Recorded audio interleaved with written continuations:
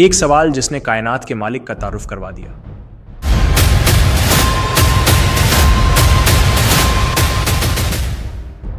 आसमान को देखो कितना खूबसूरत है, तुम्हारा क्या ख्याल है, ये किसने बनाया है या खुद ब खुद बन गया है? ये बात है उस वक्त की जब मक्का की फिजाओं में शिर्क का अंधेरा छाया हुआ था। अल्लाह का घर खाना काबा जो तौहीद की अलामत के तौर पर तामीर हुआ था, खुद 360 बुतों की कैद में था। मैं अपने बुत की बहुत इबादत करूंगा। हाँ, यही बुत तो हमें सब कुछ देते हैं, रिज़्क, औलाद और बेटे। हर कबीले का अपना खुदा था, हर खानदान का अपना माबूद। हर शख्स अपने बुत की पूजा करता है, कम से कम वो हमें सब कुछ देते हैं। कोई लकड़ी का बना हुआ था तो कोई पत्थर का। इन बुतों की कहानियां थीं, इनके खानदान थे और लोग समझते थे कि यही इनकी किस्मत के मालिक हैं। मैं अपनी सारी दौलत और अपना खानदान खो चुका हूं। मेरे ख्याल में तुम्हारा बुत तुमसे नाराज है, जाओ और उसे खुश करो। इसी माहौल में एक शख्स खड़ा हुआ और एक अल्लाह की दावत देना शुरू की। ऐसे शख्स को जानते हैं जो मक्का में सिर्फ एक अल्लाह की तबलीग करता है और बुतों की पूजा को रोकता है। वो शख्स थे मोहम्मद सल्लल्लाहु अलैहि वसल्लम। तुम जानते हो कि मोहम्मद सल्लल्लाहु अलैहि वसल्लम ने सिर्फ एक अल्लाह की इबादत करने का हुक्म दिया है। अल्लाह कौन है? एक ऐसे अल्लाह का तारुफ जो नजर नहीं आता था। मोहम्मद ने हमसे अल्लाह की इबादत करने को कहा, लेकिन मैं इबादत कैसे करूं? मैंने अल्लाह को अपनी जिंदगी में कभी नहीं देखा। जिसे किसी ने बनाया नहीं, जिसका कोई खानदान नहीं, जो पूरी कायनात का खालिक और मालिक है। सुनो, मोहम्मद ने हमें बुतों की पूजा रोकने को कहा। उसे नहीं पता था कि हम कभी नहीं रुकेंगे। ये दावत मक्का के सरदारों के लिए नाकाबिले बर्दाश्त थी। हमें चाहिए कि हम मोहम्मद को अल्लाह की तबलीग करने से रोकें, वरना हमारे लोग बुतों की पूजा करना छोड़ देंगे। वो हैरान थे कि यह कैसा खुदा है जिसकी कोई शक्ल नहीं, जिसका कोई नसबनामा नहीं। उनकी महदूद अक्ल इस तसव्वुर को कबूल नहीं कर पा रही थी। तुम्हें पता है कि मोहम्मद का खुदा मनगढ़ंत है? अपने आबाओ अजदाद के दीन को छोड़ने पर तैयार न थे। मोहम्मद हमेशा सच कहता है और अब वो अल्लाह की तबलीग करता है, लेकिन मैं अपने आबाओ अजदाद का मजहब कैसे छोड़ दूं? उन्होंने नबी करीम सल्लल्लाहु अलैहि वसल्लम को हर तरह से रोकने की कोशिश की, लालच दिया, धमकाया। मोहम्मद, अल्लाह की तबलीग करना बंद करो और हमारे बुतों को बुरा कहना बंद करो, वरना हम तुम्हें मक्का से निकल देंगे और हम तुम्हारे दुश्मन हो जाएंगे। जब कोई बस ना चला तो उन्होंने रसूल सल्लल्लाहु अलैहि वसल्लम को लाजवाब करने और आपका मजाक उड़ाने का एक नया मंसूबा बनाया। हम मोहम्मद से वो सवाल पूछेंगे जिनका जवाब वो नहीं जानते, फिर हम उनके मजहब को झूठा साबित कर देंगे। एक दिन मक्का के चंद बड़े सरदार, जिनमें उमैया बिन खलफ और वलीद बिन मुगीरा जैसे लोग भी शामिल थे, इकट्ठे होकर नबी करीम सल्लल्लाहु अलैहि वसल्लम के पास आए। चलो चलो, हम मोहम्मद की तरफ चलते हैं और उसे सवाल करते हैं, फिर उसके मजहब का मजाक उड़ाते हैं। इनके चेहरे पर तंज और तकब्बुर था। उन्होंने एक सवाल तैयार किया था जिसके बारे में इनका ख्याल था कि इसका जवाब किसी के पास नहीं हो सकता, यहां तक कि रसूल सल्लल्लाहु अलैहि वसल्लम के पास भी नहीं हो सकता। चलो चलो, हम मोहम्मद की तरफ चलते हैं और उसे सवाल करते हैं, फिर उसके मजहब का मजाक उड़ाते हैं। ये उनकी कम ख्याली थी।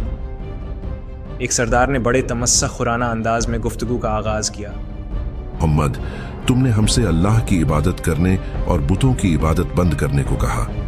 अब हम तुम्हारी कोई बात नहीं सुनेंगे। सुन लिया आपकी बातें, आज बस आप हमें अपने रब का तारुफ करवाएं। फिर दूसरे सरदार ने बात को आगे बढ़ाया।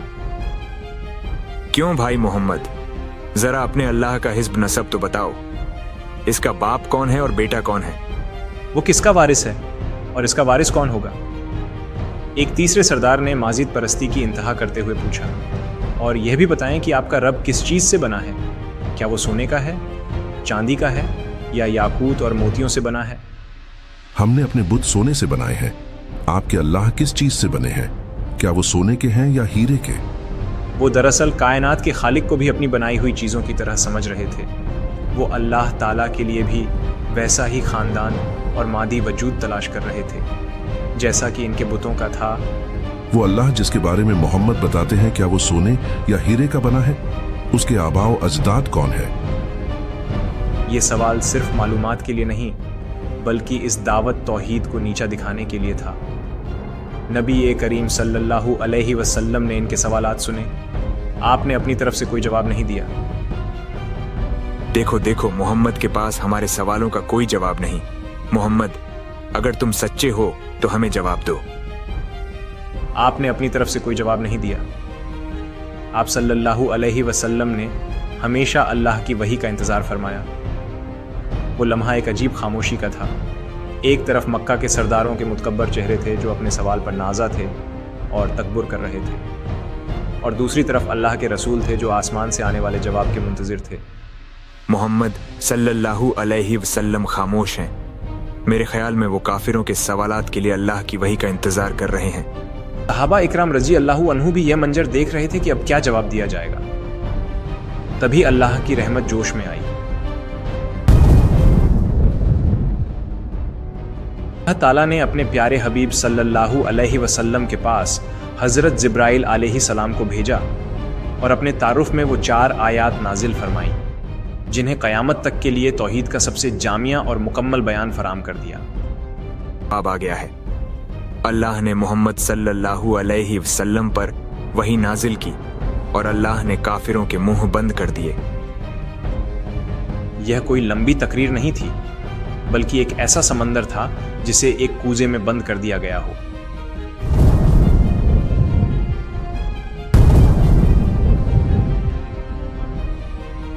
میرے دوست برا کرم سور اخلاص کی تلاوت کریں جو اللہ نے محمد صلی اللہ علیہ وسلم پر نازل کی تاکہ کافروں کے منہ بند کیے جا سکیں.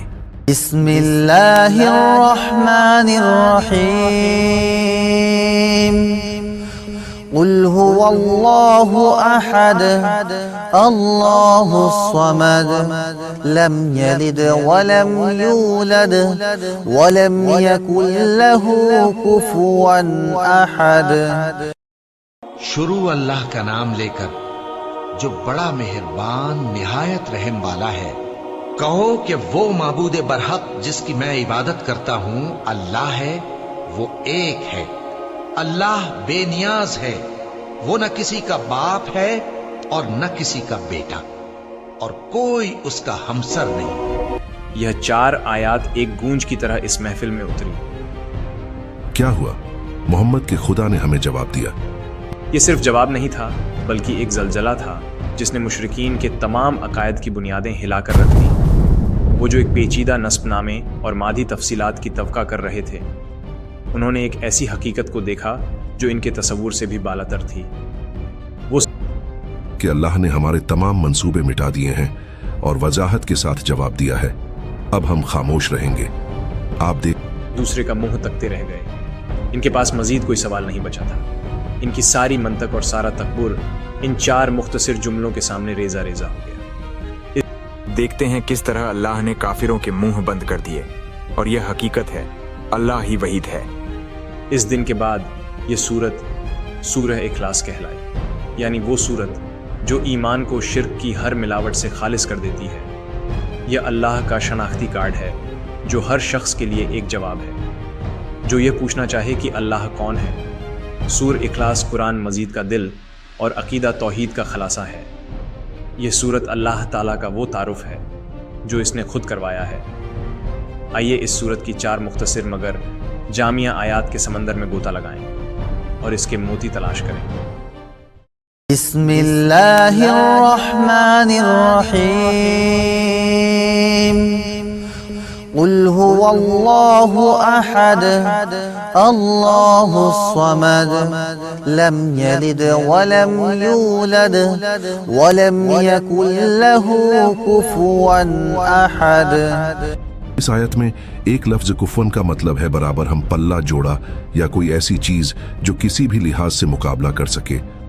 کہ آسمان کی طرف دیکھو، اللہ کے سوا اور کون یہ خوبصورت آسمان بنا سکتا ہے؟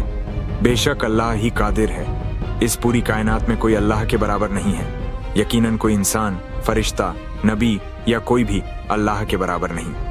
برابری جو نہ اس کی ذات میں ہے، نہ اس کی صفات میں ہے اور نہ ہی اس کے باقی کاموں میں ہے. یہ آیت ہر اس تصور کو ختم کر دیتی ہے جو مخلوق کو خالق کے قریب لانے کی کوشش کرتا ہے کہ مخلوق بھی وہ کام کر سکتی ہے جو اللہ کر سکتا ہے. فرمایا اس ذات کی قسم جس کے ہاتھ میں میری جان ہے، سورہ اخلاص قرآن کے 1/3 کے برابر ہے۔ اللہ کی شان سب سے بلند اور بے مثال ہے، اس لیے جب بھی آپ کے دماغ میں، آپ کے خیالات میں اللہ کی ذات کے بارے میں کوئی بھی خلل آئے تو فوراً پکار اٹھے۔ بسم اللہ الرحمن الرحیم قل هو اللہ احد اللہ الصمد لم یلد ولم یولد ولم یکن له کفوا احد۔